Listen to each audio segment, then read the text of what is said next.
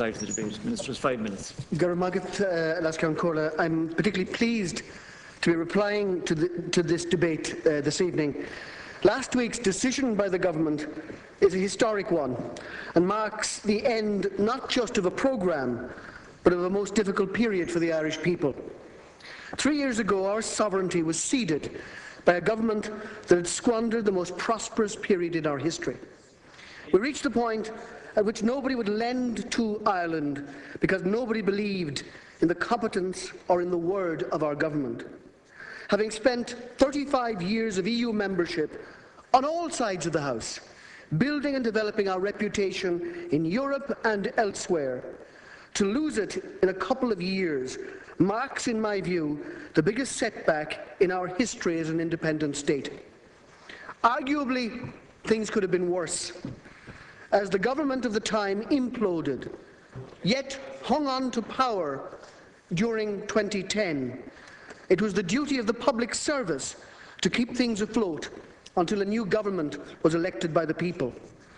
That the public service succeeded in doing this is evidence of their commitment and their resolve. Today, regaining our national credibility in so short a time is a testament to the will and the endurance of the people of Ireland.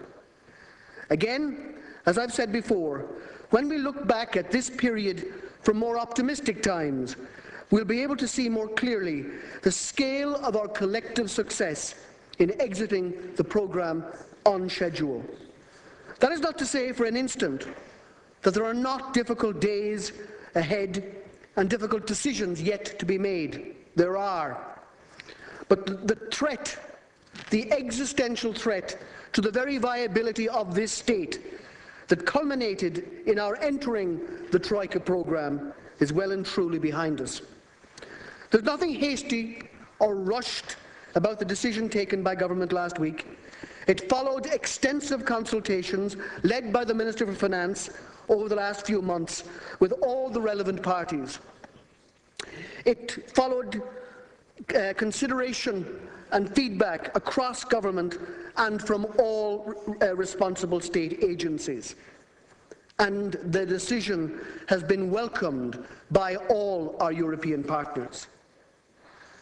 I, for one, can say it is the decision that we should have aspired to. This government was elected on one overarching promise: to reclaim our national sovereignty in as speedy a fashion as was possible. In the absence of compelling reasons to do otherwise, our decision was the natural one to make. Last week, we weighed up the options that were facing us. As Minister Noonan has stated on more than one occasion, the decision was a finely balanced one. We were obliged to give it very careful consideration. Following on the decision, as the democratic government, we took a decision that we were well positioned now to exit the programme as we could possibly be in a year's time. Our first action as a government, following the taking of that decision, was to inform the Irish people through this House, the House of their directly elected representatives. And even that drew scorn from the people who caused our problems. The economic environment in which we made this decision is good.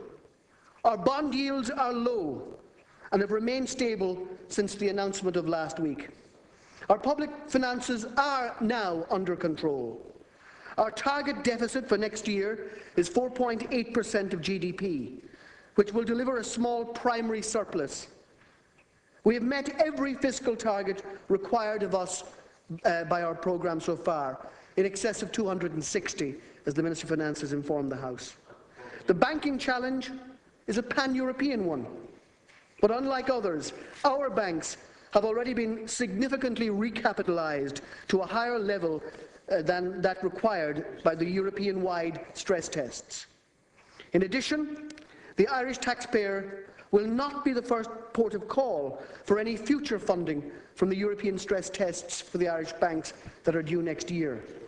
The Irish banks have a number of options open to them if they need in the event to raise future capital.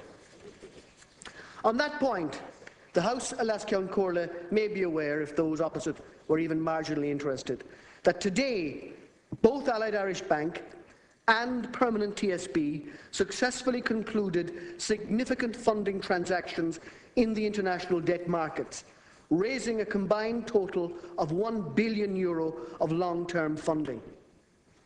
AIB and Permanent TSB able to raise €1 billion between them in the international markets today.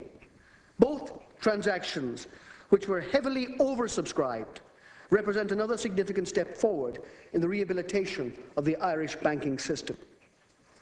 Deputy McGrath asked about the conditionality that would have attached to any credit line.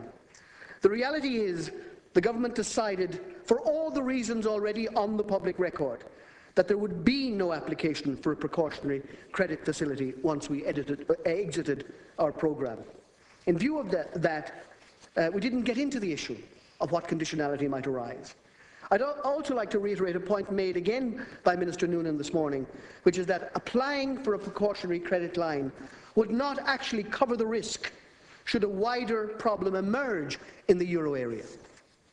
Both Deputies McGrath and Doherty have sought clarification on aspects of OMT. In relation to OMT, it is important to be clear on one fundamental aspect, as Minister Noonan outlined this morning. The September 2012 press statement outlining the ECB Governing Council's decision to establish OMT outlined its technical features. According to this, the OMT is, and I quote, safeguarding an appropriate monetary policy transmission and the singleness of the monetary policy, end quote. It is therefore aimed at addressing systemic risks for the euro area as a whole and not country-specific in that regard.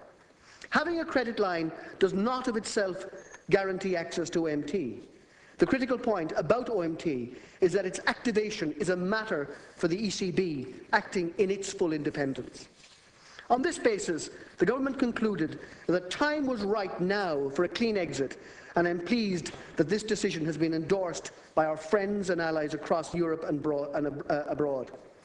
It is understandable over the last few years that we as a people have reflected on the catastrophe that we've endured. But while not disregarding the challenges that still lie ahead, exiting the programme is a national achievement which we should all take credit. It has contributed further to our international standing.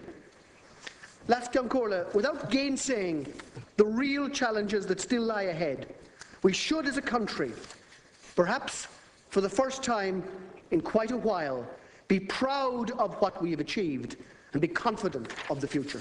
Margaret Dara,